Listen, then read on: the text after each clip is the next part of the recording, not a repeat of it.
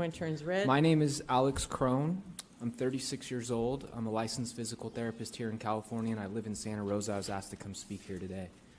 Early this year, I was diagnosed with a stage 3 high-grade malignant tumor in my neck called a sarcoma, specifically a malignant schwannoma.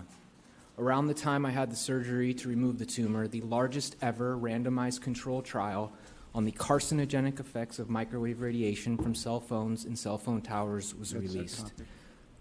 Excuse me, are you able to stay with us this evening when we address the cell phone topic? I'm not addressing any specific ordinances today. I'm just giving kind of general information. Okay, Okay. that's fine. I'm sorry, continue. Can I have some time back, or? Sure. Well, sure. Okay.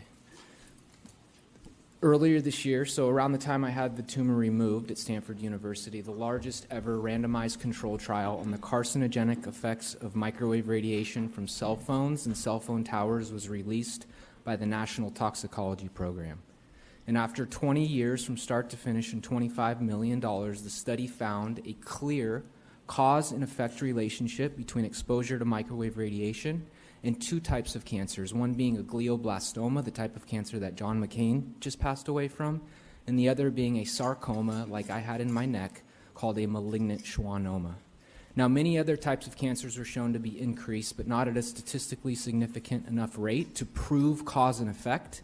So we cannot rule these other cancers out. We could just not say for sure, like the other two tumors, that they were caused by microwave radiation. Around the same time, the Ramazzini Institute in Italy released the results of their comparable study this year, and it showed the exact same thing, that exposure to microwave radiation from cell phone towers and cell phones causes malignant schwannoma. Now, I cannot stand here today and tell you that the tumor I had was definitely caused by microwave radiation, but what I can show you is the evidence to prove that it can be caused by microwave radiation. And for 20 plus years throughout college and grad school and as a professional, I used a cell phone, a laptop, an iPad, all of which had the radiating antenna very close to where my tumor originated. So let me be your canary in the coal mine. It takes 20 plus years for these types of things to show up on the epidemiological records. I'm not asking you, again, to think of me, but think of yourselves and think of your loved ones and ask yourself, would you want a cell phone tower outside of your bedroom window? Thank you for your time. Next, please. Again, if I might, if this regards the cell phone or 5G technology, would you please wait until we come to that this evening, and then there'll be time for public comment then. Thank you for that. I have a question because I actually have to leave in about 15 minutes. May I share just a really short letter that I've written? And it is about the 5G. Oh, gosh. It's short. Yes. Thank you, All right. council members. Whatever. My name is Kai Bozie, and I'm the owner of Chi Home Designs. I provide education, analysis, and mitigation of electromagnetic radiation so individuals and families can stay protected from the proliferation of EMFs. My degrees are in environmental and biological sciences and also education management.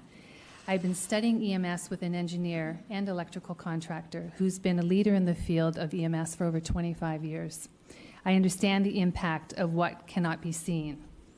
I understand with my mind, and I understand with my body. I now have the blessing and the curse of hypersensitivity to EMF radiation. Radio frequencies, you can't see them, you can't taste them, you can't touch them, you can't hear them. Even when you have a meter, you're actually not hearing the radio wave, you're hearing the RF wave that's jumped onto the electrical frequency. So it's invisible. And when you can actually start to feel it, it's too late because the genotoxic and cellular damage is actually happening to your body. Whether you believe it or not, the research is actually there. In the Bioinitiative report, if you go to bioinitiativereport.org, you can actually look at the research. It's a compendium of thousands of research studies that have been done throughout the world. So we're microwaving ourselves. We're severely damaging our children and animals, and there's no safety standards in place by the corporations that are pushing to block communities to oppose this. There's no safety standards in place for the FCC.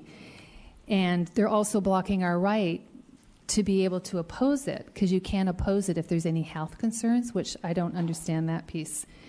So a recent study was published in the British Journal of Cancer that claims 1 in 2 man, woman, and child will be diagnosed with cancer at some point in their life.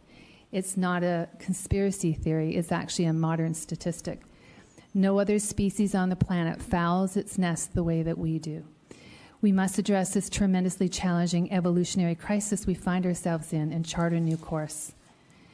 Never doubt the power of a small, thoughtful group of people, such as yourself. As council members, I am under the impression, and I could be wrong, I'm Canadian, that each one of you take an oath, and in that oath, I believe it says that one shall not knowingly harm any individual or group of individuals. There's hundreds of cases of research studies, including the Bioinitiative report, that includes that microwave radiation, which is delivered from 5G, is carcinogenic, genotoxic, and causes cellular damage. I would assume that your oath would not protect you if in fact you stepped outside of its jurisdiction and if there was proof of injury. So just, like I said, I'm not sure, but it might be wise to examine it, to choose a side, whether you want to side with the industry or with the people. Mm-hmm.